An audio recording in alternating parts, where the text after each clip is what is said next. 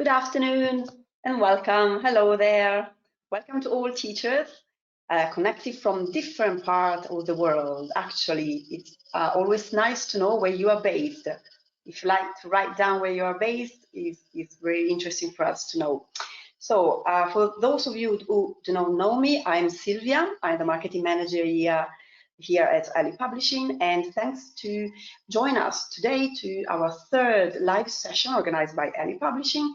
And this is like a weekly appointment we have scheduled, so there will be another one next week. And I'm here today. I just want to reassure you, I'm not a speaker, of course.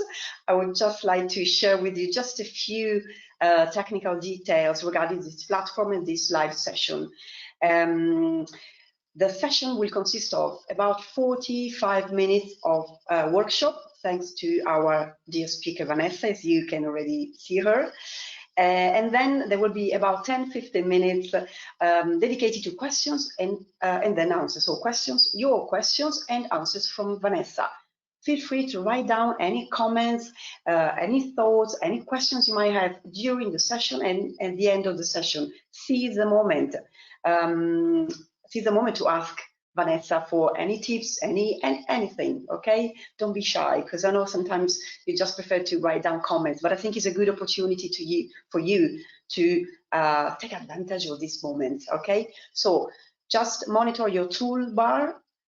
There should be questions or chat box for you to type down your comments. Be aware that you won't be able to see the other participants' comments or questions, but I and Vanessa will be able to see them, to read them and monitor, okay? So you might feel you are alone, but you are not, okay? There are so many of you connected at the same time, but the platform just doesn't allow to see each other, okay? Then, another important thing is that this is a live event, but there will be a recorded video. So we will be recording this video, this session, and it will be available in the next few weeks through our Facebook page. So just make sure to follow Ali Publishing Facebook page in the next few weeks for yourself, for your friends. You might like to share the video, etc. Also, I know you are looking for this. The certificate of attendance will be released tomorrow afternoon. It will be an e-certificate, so in a PDF format. It will be directly sent to your inbox. Okay, check the spam, because sometimes it just go there. And last but not least, kindly our author, our speaker, has put together a handout for you. So it's something for your archive, your study, to keep record of this beautiful session that it will be. Just remember to download this handout before the end of this session. And again, going through your toolbar, there's a heading saying handouts. Just press on it, open it, and download the PDF. If you are connected through a smartphone, there should be an icon, like a sheet icon. So click on it and download it.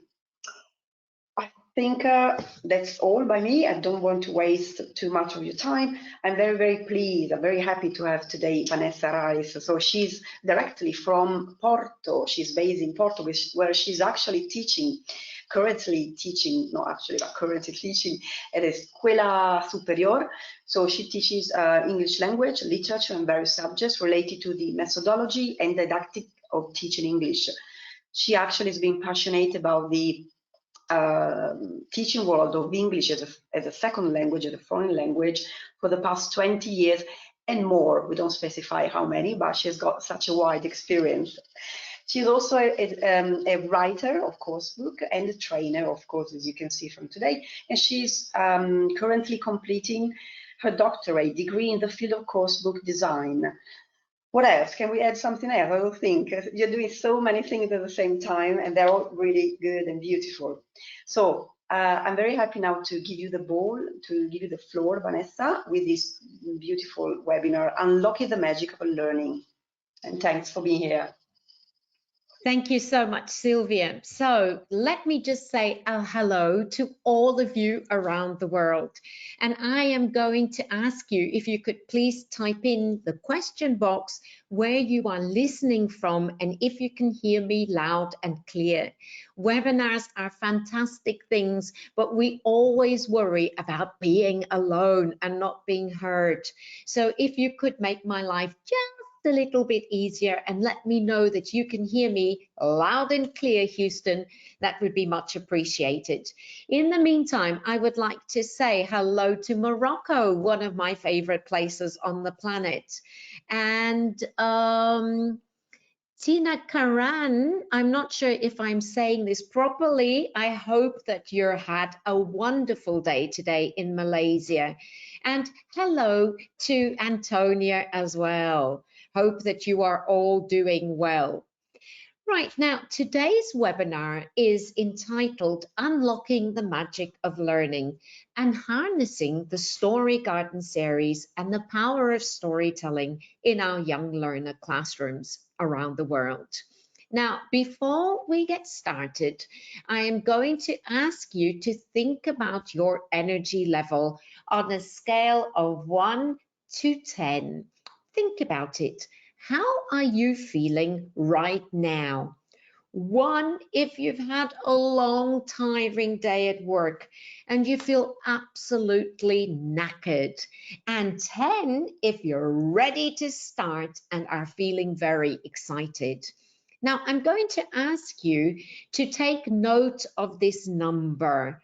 Write it on a little paper or on your smartphone in the notes section, if that's what you have near you. And we're going to come back to this number at the end of the session. So we're going to see if the number has gone up or if the number has gone down. So feel free to try to type in the question box your number. I would say that I'm about a 9 right now. I'm really excited to see you, but I have been teaching all day, if you know what I mean. So let's see those numbers come on the screen for me. Now, while you are doing that, I'm just going to start and share with you the objectives for today's session. So 45 minutes, we don't have an awful amount of time, but we have enough time to discuss 3 different topics. We're going to start off by discussing effective strategies that we can use and we know of that will help our students learn foreign languages. Then I'm going to invite you to divide your brain into 2, and could you please divide half of your brain and pretend you are a student, and so experience the activities as our students would experience them. But you know what they say, once a teacher, forever a teacher. So could the other half of your brain be the teacher in you? And could you constantly think about, how would I be able to do this activity with my students? Would I be able to do it in exactly the same way, or would I have to make a tweak or 2 for you? Right? So please do feel free to type in the chat box and share all your comments and your thoughts throughout the whole session. Then we're going to end off by reaching the climax of the session and enjoying a lovely story with a little twist, if you know what I mean. Right, now I'm a teacher, and you know us teachers, we like to ask questions. So my first question today is, can you think back to all the languages that you learned and think about how we learn language, right? Now, I'm sure that you will agree with me that when you were a baby, your mother did not call you and teach you your native language in a formal way. In other words, your mother or your father or your carer never said, today is the day that you are 6 months. So it is perfect for learning the present simple. And this is how we do the present simple. Instead, you learned how to speak your native language really by listening and by imitating the models that you heard.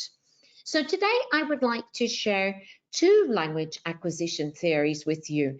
Now, a lot of research has been done in the field of second language acquisition, and today we'll only be looking at two of the main theories which are pertinent for today's objective. Now, the first thing that I'd like us to think about is what Stephen Krashen said way back in the 80s when he was asked how we acquire language. And notice he's speaking about how we acquire language and not how we learn language. And this is particularly important because, as you know, young learners don't have abstract thinking skills. So language for them is quite confusing and they're not able to map it out and compare it with their native language, as, for example, teenagers or us adults are. And Krashen said that, in his opinion, we learned a foreign language, or we learn a foreign language, much the same way as we learn our native language. In other words, we need to be exposed to language, but that language needs to be comprehensible. And what Krashen meant by this is that it needs to be like Goldilocks' porridge, right? Now, you remember Goldilocks, who went into the bear's house. And when she ate Papa Bear's porridge, it was too hot. So if language is too difficult, we're not able to understand it. Mama Bear's porridge was too cold. In other words, if it's too easy, we don't progress beyond the level that we're at. But if language is like Baby Bear's porridge, then it will be at the temperature that is just right. And so the secret to getting our young learners to learn language is organizing our lessons around language that constitutes comprehensible input, if that makes sense for you. In other words, the level needs to be just right. Now, feel free to type in your chat box if you agree with Krashen and if you've noticed this in your sessions. Now, this is all good and well, but the problem is that we only teach English as a foreign language perhaps twice or 3 times a week. And so the students don't get enough language exposure as they would in their native language. And so this leads me to our second language learning acquisition theory. And this time we're going to go a little bit back in time and we're going to speak about Skinner and behaviorism. And what Skinner said was that, well, young learners do not have the abstract thinking skills to be able to think about language abstractly. And so the way around this is for us to drill a habit in them until they drill this to the point of language becoming automatic. So if I say hi to my students, they automatically say, how are you? And I will say, fine, thank you. And guess what they'll answer? And that's right, and you. And so they don't necessarily understand that how is a question word. And we have inversion in this sentence because it's a question, but they've drilled the language pattern to the point that they can just reproduce it. And in many cases, sometimes they think that how are you is just one thing, rather than a sentence made out of different bits of language. I wonder if you've seen that in your classrooms like I have. Now, what does this mean? Well, this means that we're going to have to expose our students to as much language as we can, and we're also going to have to make sure that they drill it. Now, the problem with children is that they get bored very, very easily, if you know what I mean. We also need to bear in mind that children learn language in a very scaffolded way. And that way starts with words. Now think back to when you were a child, or if you have a small child in the family. When you were born, you didn't just begin off by saying, hi, Mum, how are you? So pleased to meet your acquaintance.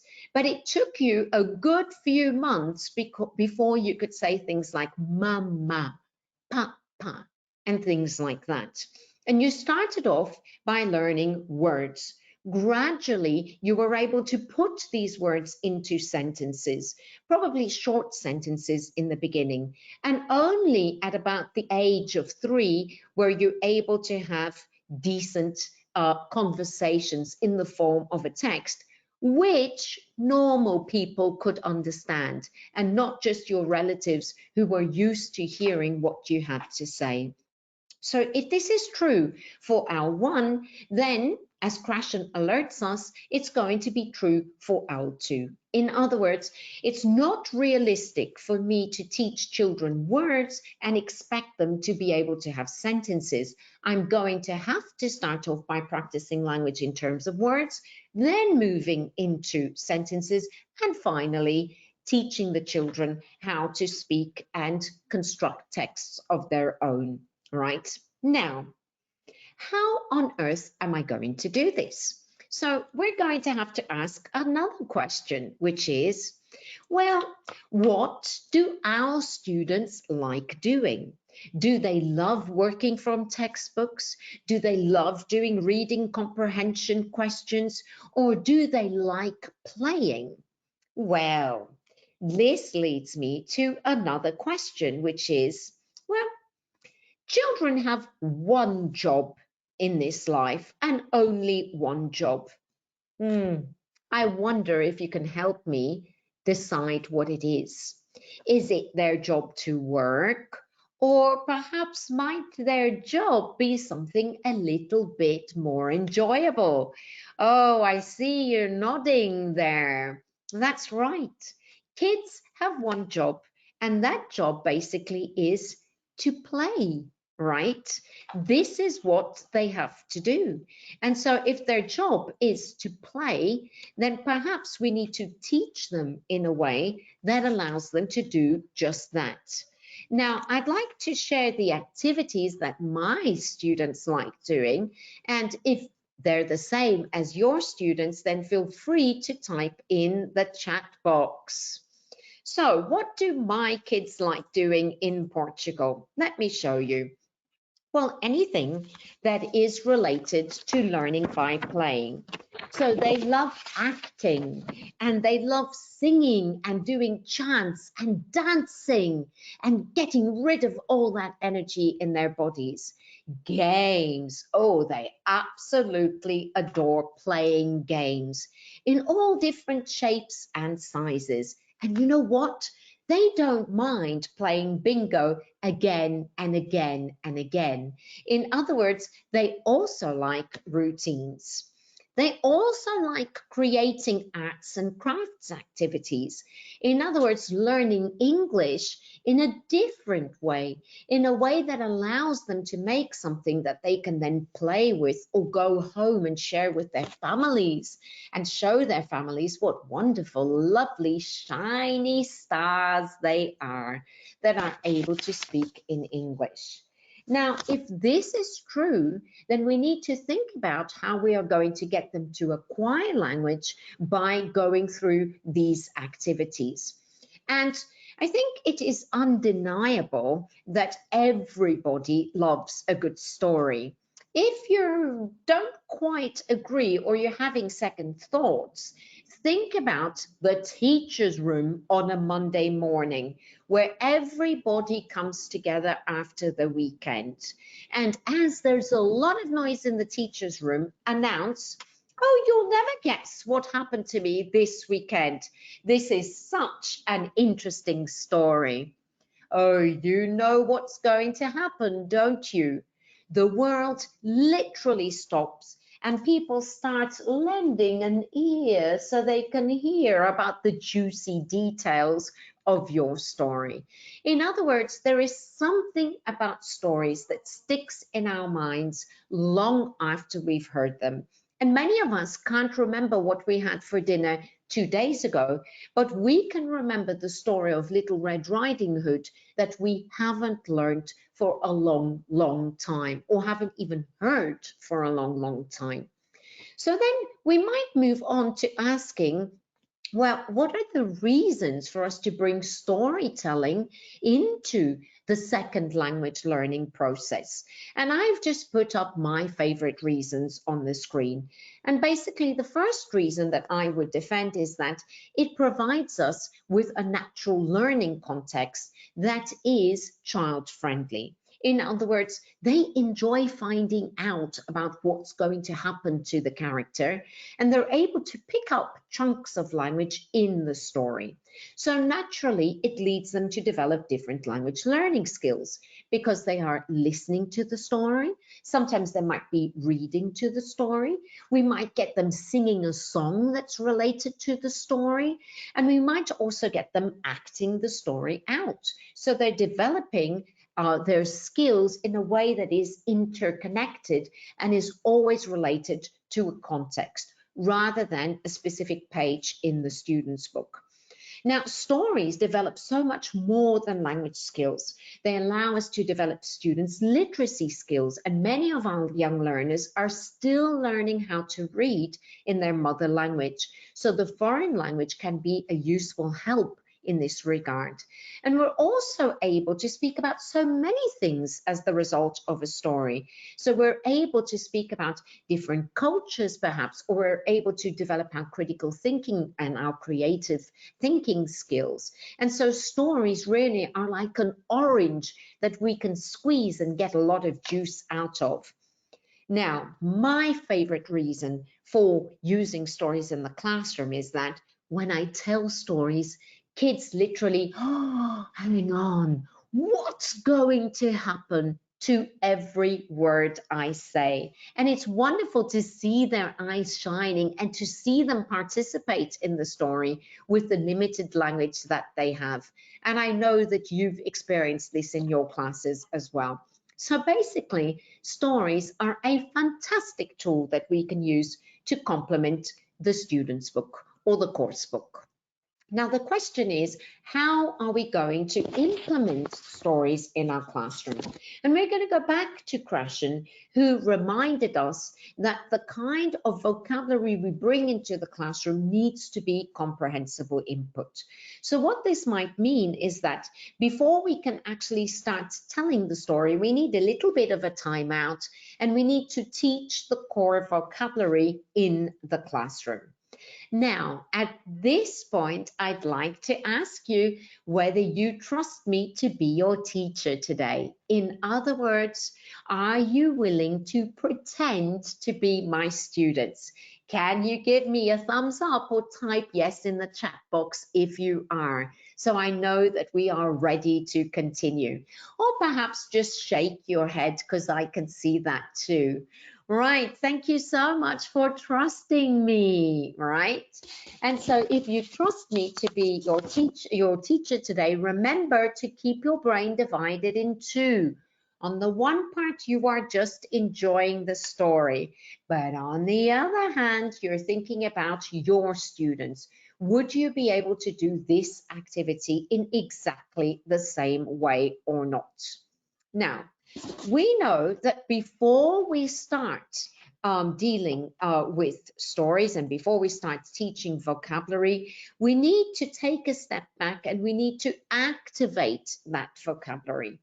And one of the ways that I love doing this is by using a KWL chart, which you can see on the screen. So a KWL chart is basically just 3 columns, so a regular table. And in the first column, the students would write what they already know about that topic. And this is important because we don't learn from nothing, but learning becomes meaningful when we're able to relate new learning to something that we learned some time ago. So investing 2 or 3 or 5 or even 10 minutes in your lesson doing this for students could actually be very, very good to help them boost language learning and transform it or transfer it from their short-term memory to their long-term memory, because they can relate it to something that they already know. Now, the teacher brain in you has already seen that my objective today is to learn colors. So I would ask the students to type in the first column what colors they already know in English. And we would see what comes up. Now, this is fantastic because it also allows me to then see how much I need to go back to previous learning or how I can speed up learning because they already know these basic colors. Now, the yellow column is of particular interest. Coursebook writers might write the most popular words that students are expected to learn. So you know those words that appear on the 500 most popular word lists in the English language. But perhaps my students already know pink and they don't want to know pink, but they want to know how you describe this kind of pink. In other words, that bright, almost fluorescent pink that we call fuchsia. And perhaps if I introduce this into my lesson, it will make learning more meaningful for them and it will empower them to be able to speak about their favorite color, if that makes sense for you. Now, when we start off with the KWL chart, we only fill in these first two columns. In other words, what we already know to activate previous learning and what we want to know, right? So that I, as a teacher, can tweak my lesson to meet the needs of my students. This green column is left blank until the end of the lesson or the end of the unit if I'm doing this in a unit.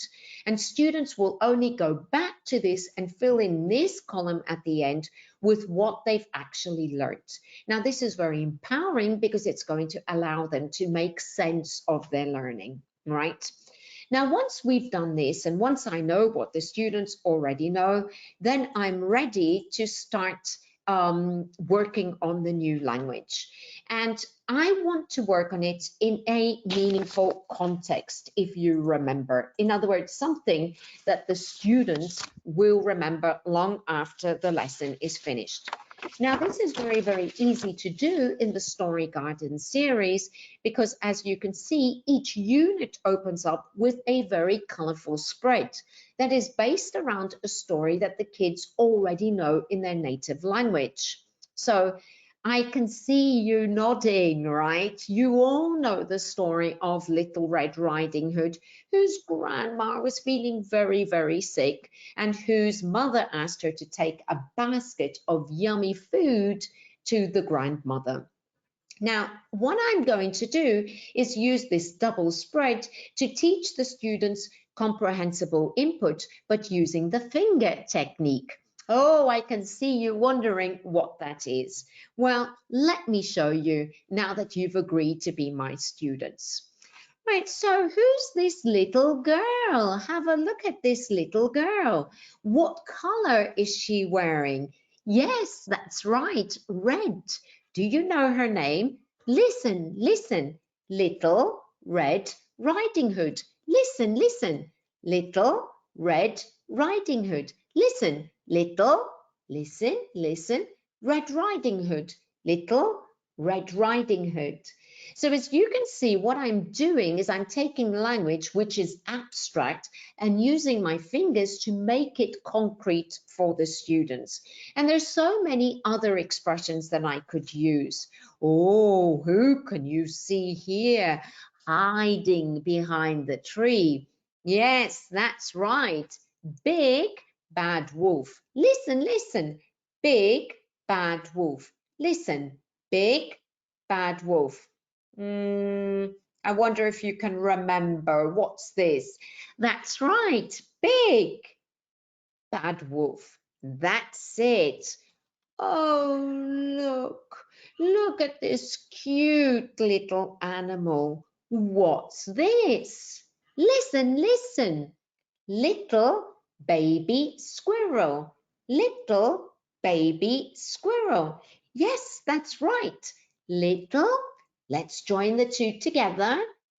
Baby squirrel. Little baby squirrel. Little baby squirrel.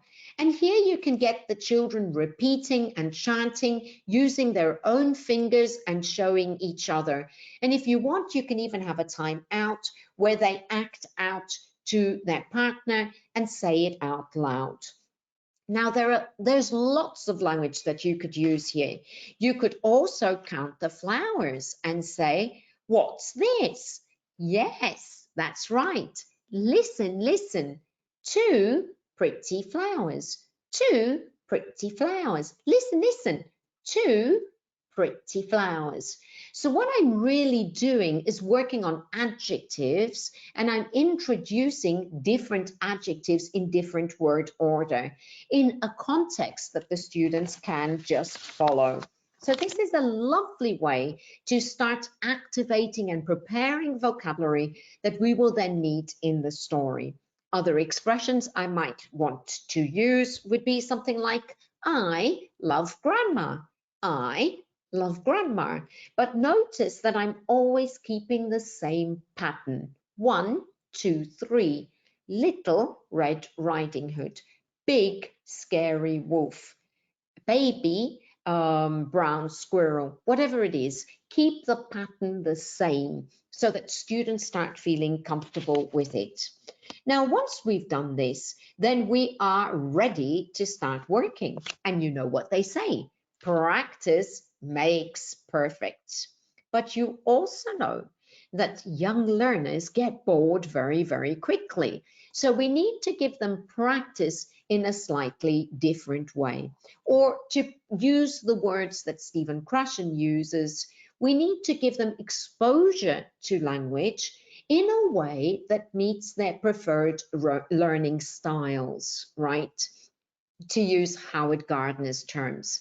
Now, this is very, very easy with the Story Gardens series because we have some fantastic videos that complement this double spread and that bring learning to life. So what I'd like you to do is to show me your magic pointy finger. Show me your finger. That's right. Can you wiggle it? Look at my wiggly finger. Right now, I'd like you to use your magic finger to point to the object that you hear on the screen. What do I want you to do again? That's right.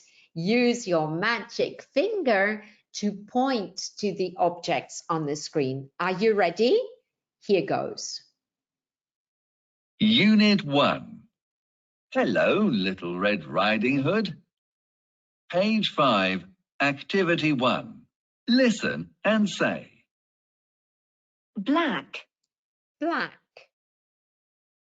white, white, yellow, yellow, green, green, and the children will be pointing. orange, Orange, pink, pink,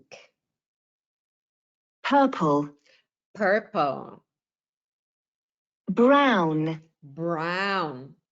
Don't forget to point. red, Red, blue. blue.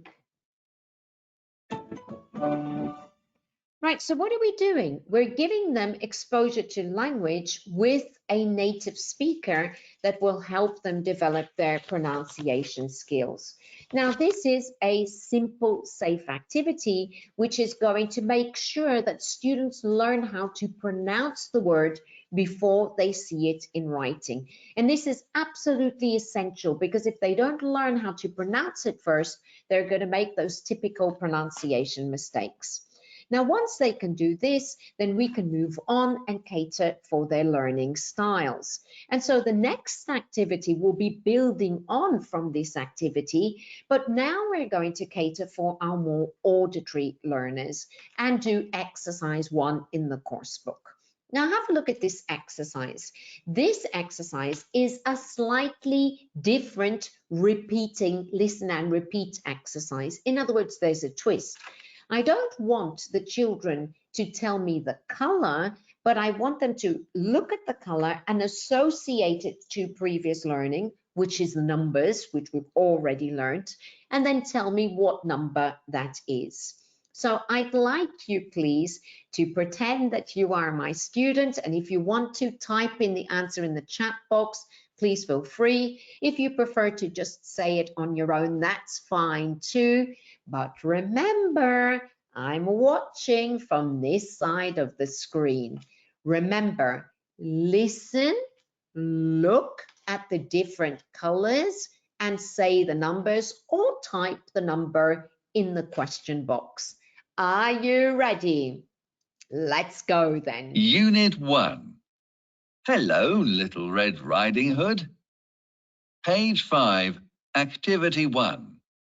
Listen and say the number. Oh dear, sorry.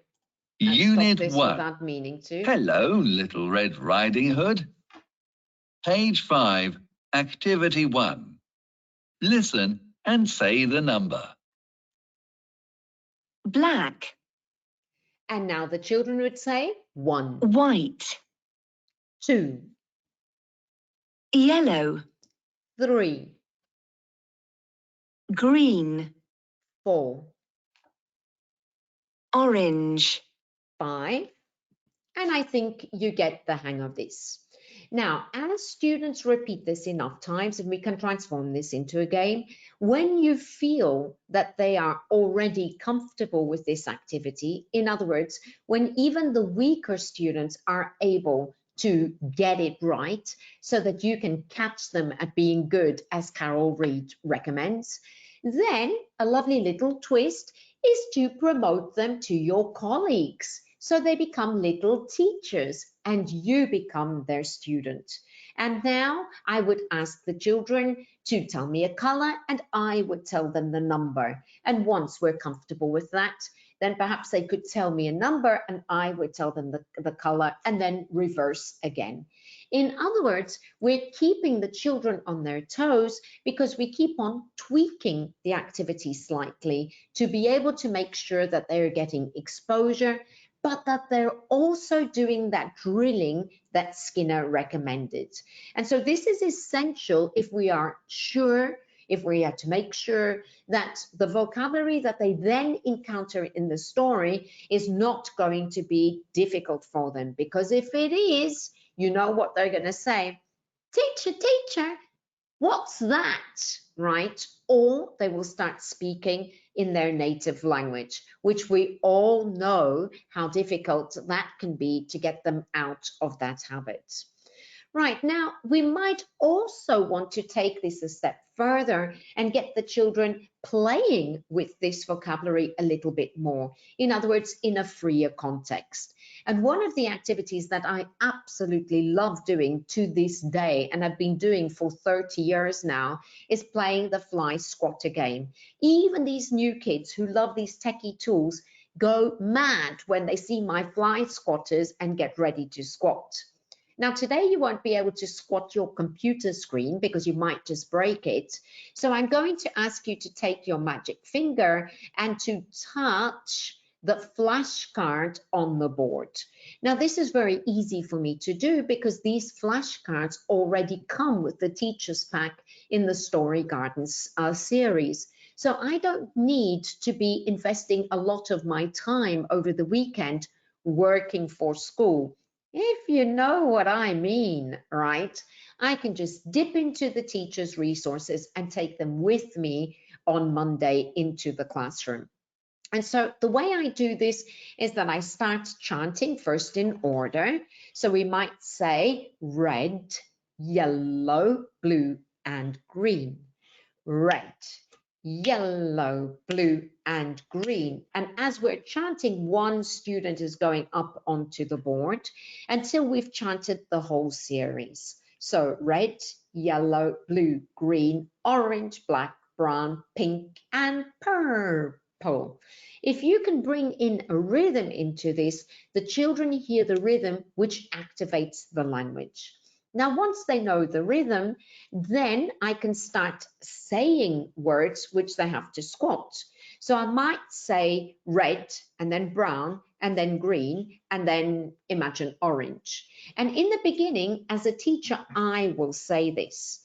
But you know what we have to do? We need to keep the class involved. So after a while, I would say something like, oh, I feel so tired today. Would you mind helping? And now I'm going to get the class to shout out a word, which I repeat, and the child playing with the fly swatter has to repeat that word. In that way, the children who are seated are actually practicing the pronunciation and controlled speaking skills, while the child or children at the board, if I want to transform this into a competition, having 2 or 3 children play at the same time, are playing the game. And once I see that everybody knows this, okay, then I'm going to turn a card over and ask them, oh, what color's missing or what color's hiding? Yes, that's right. It's yellow. Let me see if you are paying attention. What about this one? What color is hiding? Yes, that's right. It's girl's favorite color, pink. And one last one if you wanted to do another one.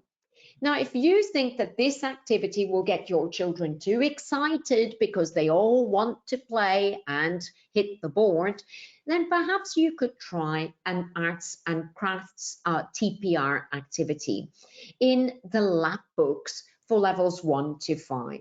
Now, these books are absolutely fantastic because they have very simple activities like the spinner that you can see on the screen. And when we put the attaché with the little pointers, then the kids can spin, and whichever color the arrow lands on, then they have to repeat the word. Notice that there's a lot of scaffolding here to make sure that they're able to do this, so that even our weaker students will be able to participate in the activity and feel motivated. Now, this is all very, very easy to use because it's all ready for us. We don't have to spend hours and hours making materials, if you know what I mean. My husband keeps on telling me that I have 1,000,001 worksheets and I'm always trying to find or make another one, right? Now, once we get children excited with a stirrer, we need a settler so we can calm them down and so that the teachers next door don't come knocking on the door asking what all that noise is, if you know what I mean, right? So a perfect activity for this would be a writing activity that naturally requires the students to calm down. And this is very easy to do because in the teacher's book that accompanies each course book, we already have a fantastic group of worksheets that are ready for us to choose one and photocopy. I particularly like this one because it does 2 things. Firstly, it gets the children to recognize and see if they've understood the word. Then they can practice their fine motor skills by tracing on top of these letters, which is really important if you're teaching in a context where the alphabet isn't the Latin alphabet. And finally, it also allows them to be kids and simply to color in the flower, which they enjoy doing. And this in downtime. So I'm able to calm the students down before I move on to the next activity. Now, time is flying by when you're having fun with your colleagues. And so we'll move on to the second secret today. And the second secret is, well, remember to empower the students and teach them English that they can actually use in the real world. In other words, not necessarily textbook English, but English that real people will use. Now, there is a fantastic page in the Story Garden series, which I absolutely adore using with my students to develop their 21st century skills, right? And to help them become active citizens. So I'm speaking about the values page. And if you have a look at this, then you'll see that we have 2 situations in which we're teaching children how to stay safe when they meet adults and when they meet strangers. Now, 2 possibilities can happen. One, when somebody knocks on the door, you always have to answer. You have to answer or say, "Who is it?" Listen, listen. Who is it? Who is it? Listen, listen. Who is it? Now, you can start off just by drilling the "who is it?" As students become more accustomed to the finger technique, join 2, who is it?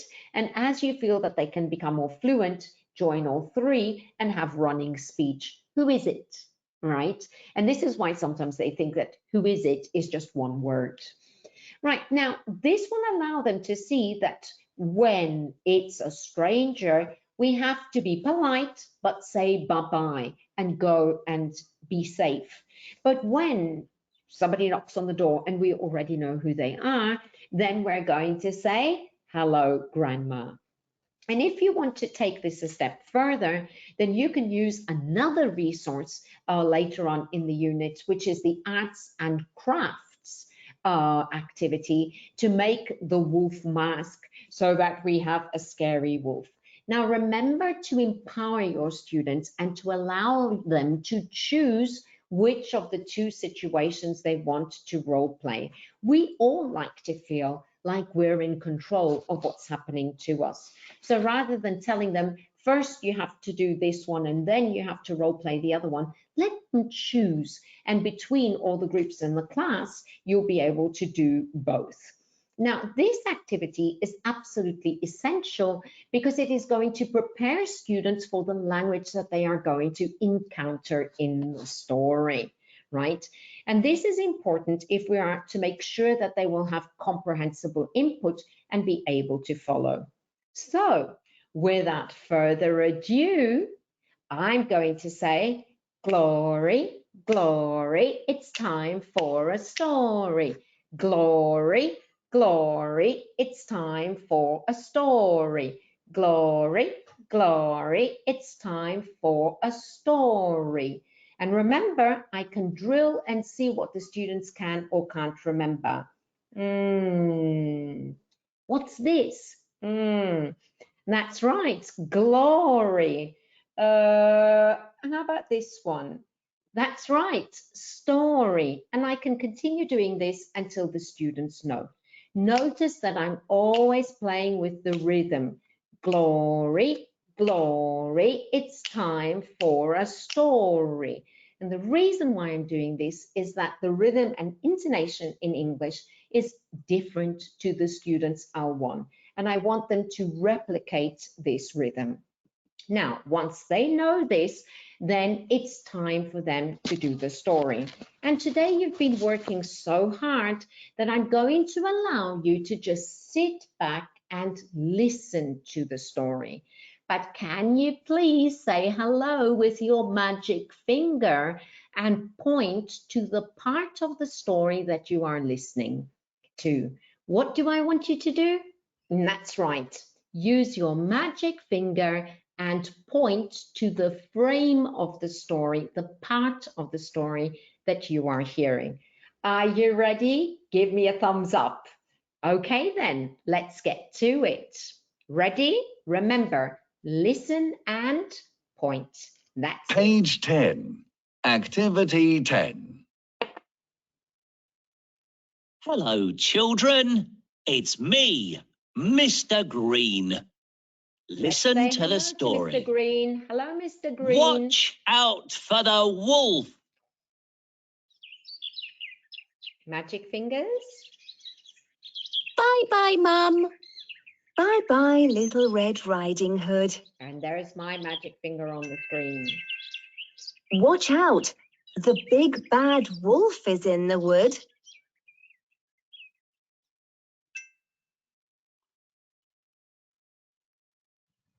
A red flower. So as you can see, we're recycling the language that we presented 2 before. pink flowers.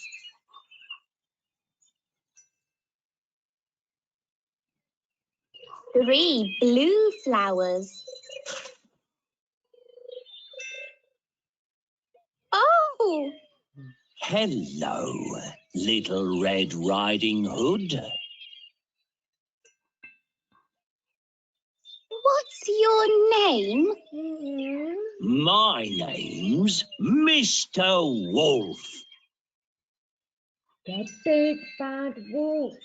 The big bad wolf? Yes, I'm the big bad wolf. Oh dear. Roar! Ouch! So there's a little twist. Bye bye, says Little Red Riding Hood. Now the question is, would your students be able to understand the story? And I think that you'll agree with me that at this point they would, for two reasons. The first reason being that Little Red Riding Hood is a classic story which they've probably heard in their L1, so they already know the content.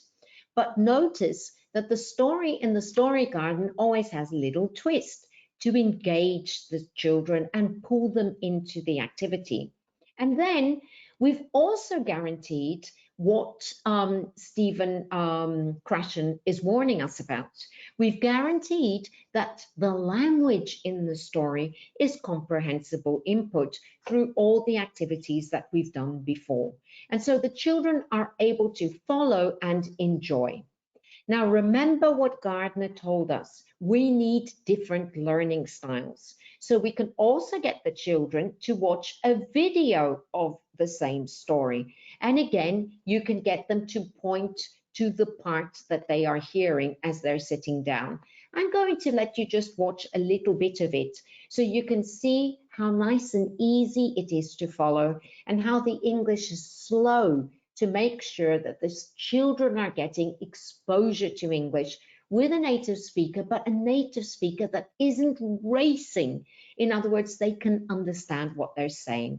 Have a look and see how the animated video works.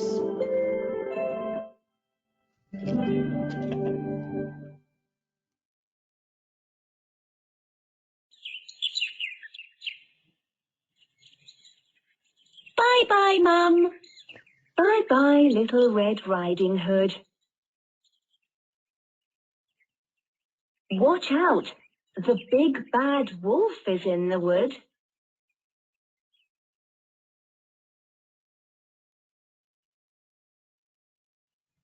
A red flower.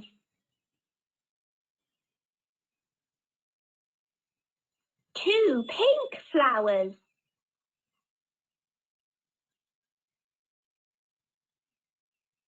Three blue flowers. Oh! Hello, Little Red Riding Hood. What's your name? My name's Mr. Wolf. Right, and you get the idea there. So slowly and scaffolded, using the different learning styles to make sure that the students have exposure to English in many different ways. Now, a lovely follow-up activity that you can do is get the children, once they've heard and seen the story, to close their eyes, hear again, but imagine. And so in this way, you're getting them to activate their different senses and to personalize the story, because they can imagine a little different, they can imagine Little Red Riding Hood being a little different to what they saw in the book. And so this is a great way to start tapping into the students' creativity. And at the end, you can have a time out where in the native language you speak about what changes did they make? Did they see the same flowers? Did Little Red Riding Hood look the same? Was her hair the same color? All right. So this is a nice way that you can use to get the children to personalize the story and make the story their own without making it more difficult in terms of language. Now, after this, you can go the extra mile and get the children to act out and role play the story. In other words, to be little actors and little actresses. And I love this kind of activity for those special days when parents come and visit us at school. In the case of Portugal, they always come at the beginning of the year for Christmas, Mother's Day, Father's Day, and then the end of the year celebration. And instead of planning different things, what I do is use the different stories that we've been doing throughout the year and create a little mini theatre production for them. Parents go ballistic as they get out their mobile phones and film their children speaking in English on the stage to then share with relatives. So it's a nice way to celebrate all the things that we've been doing in class and to involve parents and help them understand what we've been doing. And speaking about involving parents, another thing I love doing is actually extending the exposure and inviting parents to bring storytelling into their homes. Now, the Ellie Young Learner series of readers is absolutely fantastic for this because, as you know, they've been graded according to the Common European Framework, and we've got stories that are very, very learner friendly and that have been recorded. And for me, this is essential because some of the parents of the kids that I teach, let's just say, can't speak English. And so if they had to read the story, they'd make many mistakes. But if there's an audio that accompanies the story, they can listen and point to the word that they are hearing. And so what they really are doing is learning English, but they're also working on their children's literacy skills. Now, the cherry on top of the cake here is that there are worksheets that parents can download for their kids, fun things that the kids can then use to extend that and to practice the vocabulary in the story. And there are also worksheets for us teachers if we want to then look at the story in class. So all this has been prepared for you, and all you need to do is to choose the resources that make the best sense for your students, because nobody knows them as well as you do. Right, now it's 4 o'clock, 6 o'clock, sorry. In other words, time has flown by, which means that it's time for me to say, glory, glory. This is the end of today's story. So I want to thank you very much for being online today and for having participated so well. It was wonderful to see you from the comfort of your home. I hope that you've been able to get a good idea or two. And I would like to invite you to follow Ellie Publishing online, because they've prepared so many wonderful treats for us. If you'd like to find them on their sites, then this is the contact, or send them an email. Remember to follow Facebook. Remember that every week there is a webinar with an invited guest, and that these webinars have been recorded so you can watch them on YouTube under the name of Ellie Multimedia. Please remember to register for webinars in advance to make sure that you get your certificate on time, and also to make sure that you are accepted. And so I would like to end off today by thanking Sylvia and Ellie for the invitation and the privilege to have spent an hour with my teacher friends all over the world. Thank you very much for coming, and I hope that you've enjoyed our time together as much as I have. Now, I'm going to ask Sylvia if she can help me see if there are any questions. So, Sylvia, I wonder if you can share comments in the chat box with us at this point. And if you have a question, please do feel free to type it in the question box. You still have time, all right? Yes, indeed. So first thing, if you like, Vanessa, you can stop sharing your screen so that the teachers can actually see you full screen. Then, yes, so I'll invite teachers to write down any comments and questions they might have. I've got already a first question. We haven't got much time left, I'm afraid, but I think we got enough time to answer a couple of questions. Vanessa, is it better to read or to tell a story? What works best in the young learner classrooms? Well, that's a very interesting question, and I want to say thank you to the teacher who sent it to us. It's a question that I've had to think about for myself as well, because Sylvia, quite honestly, I think that there are advantages to reading and there are advantages to telling, right? Mm-hmm. So when we read the story, and we read the story in the course book, then we can read it in the same way on different days, right? And this is important because when you tell the story, it's very difficult to tell it in the same way. And then kids start saying, no, no, no, that's not what you said. That's not the way the story goes. And so you guarantee that they hear the story in the same way with no grammar or spelling or language mistakes, right? Not all of us are native speakers, so it's natural that we might make a mistake or two. Having said this, I do think that telling a story has a certain magic to it because I can stop the story, I can ask you questions about the story, I can personalize the story, I can adapt the story to the students.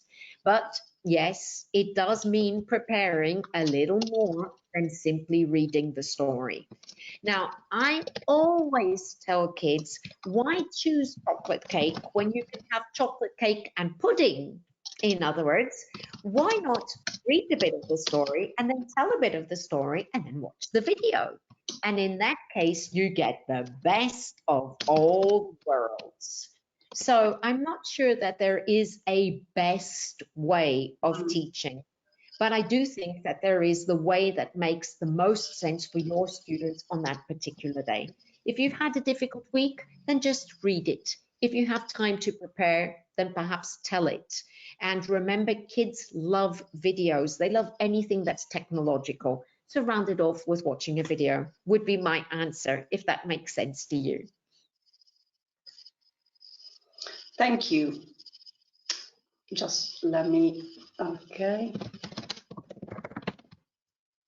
Okay, another question. Vanessa, is it better to use a story that children already know or a new story, in your opinion? I think that really depends on the children, right? And it depends on their language level, and it depends on how comfortable they feel with English and how much exposure they have. Because if it's a story, there are two things that you're asking the child to do: understand the story and pick up the English, right? The advantage of using a story like Little Red Riding Hood with a twist is that the children already know the context of the story. So they understand the base of the English, which means that they're not focused on understanding, and so they can concentrate their energies on getting new language and learning new language in the context that they're already familiar with. So I think that to begin with, using these classic stories or fairy tales or the fables that kids already know in L1 has definite advantages. Now, of course, I'd be lying if I told you that kids don't like a new story that they don't know. But again, I think that perhaps we can mix and we could have one story that they already know, and then perhaps a reader with a new story that they haven't heard yet, and then mix and match and gradually wean the children off stories that are already within their cultural knowledge, right? Do we have time for one question? Okay, one last question. Okay. This is very interesting. It's a little bit beyond, I would say, the course book and the session, but I think it's really interesting. How do you get parents on board to invest in readers for their kids? Oh, good Lord, that's the question, isn't it? Well, at the beginning of the year, I always have a meeting with the form teacher, because in Portugal, the English teacher isn't the form teacher. So I just go in and teach the kids twice a week, but they have a form teacher.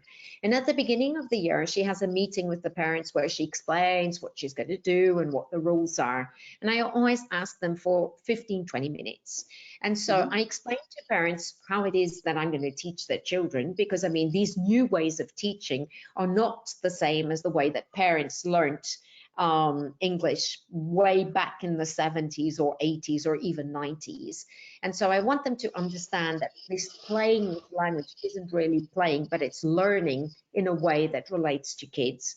And I also explain to them the benefits of reading. Now, Sylvia, I'm doing my PhD, as you know, which means that I've been doing a hell of a lot of research.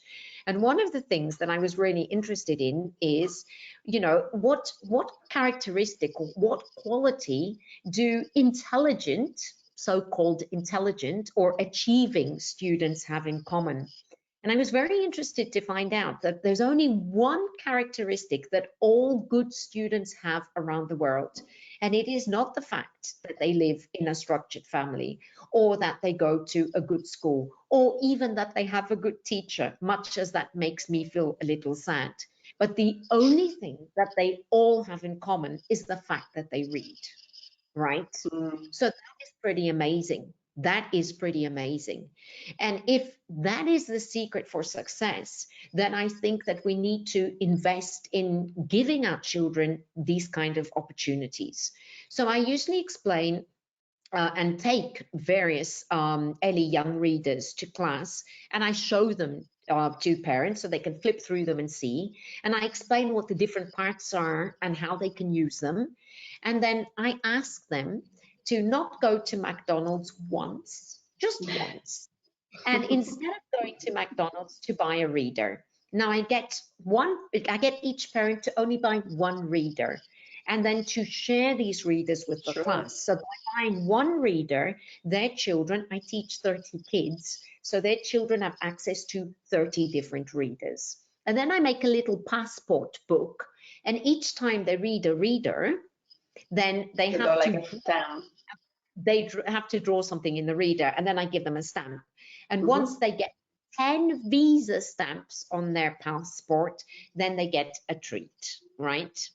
Now, I said before, as we were having the webinar, I really like the Ellie reading series for the reason that there's a good audio there.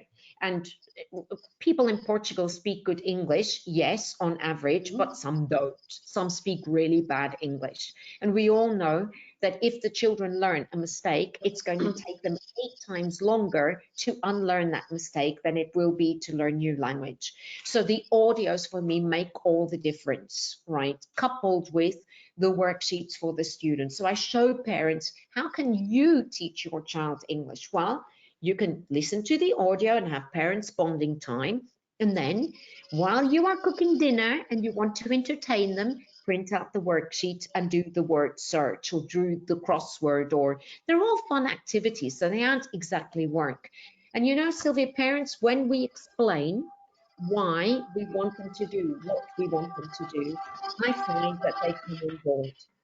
And at the end of the year, I ask them if they will donate the book. And yes, some say no, but some say yes. And so I keep the books, you know, from one year to the next. And I've been building a really big resource library. But my golden rule is that kids can choose the book they want to read. I never tell them which one. And if they start reading and they don't enjoy it, then they are perfectly fine to put the book back and go and choose another one, because we have enough readers. Now, I have bought plastic bags where they transport the books in, right? So that the books don't get donkey ears, if you know what I mean. We have some lovely IKEA plastic bags that are zip-it bags, and the plastic is thicker, and the LED fits perfectly in them.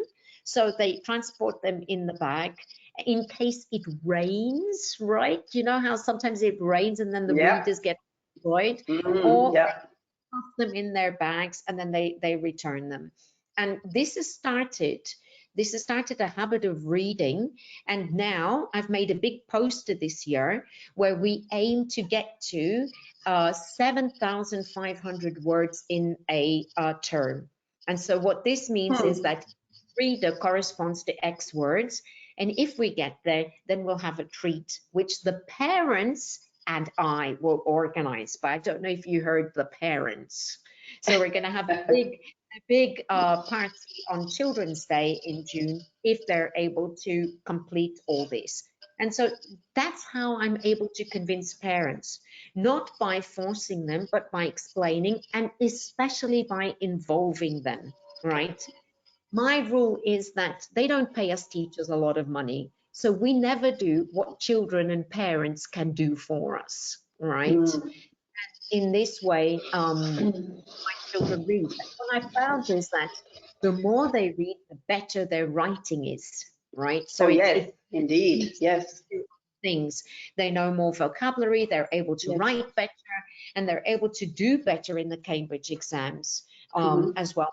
These wonderful readers have Cambridge-like exercises at the end for the kids to do. So really, it's a win-win situation, right? But that's my secret. Perhaps our teachers out there could try as well, right? Thank you. Excellent answer. Thank you so much. We got many other questions, honestly, but we ran out of time. What we can do is, dear teachers, should you wish an answer from Vanessa, do send an email to marketing@aonline.com. This is a mail you should read in the confirmation email, and you will be receiving tomorrow's email with a certificate, etc. I will be happy to collate all of these and ask Vanessa to kindly answer them. Yeah, I can see many, but as I said, we really are, short of time now.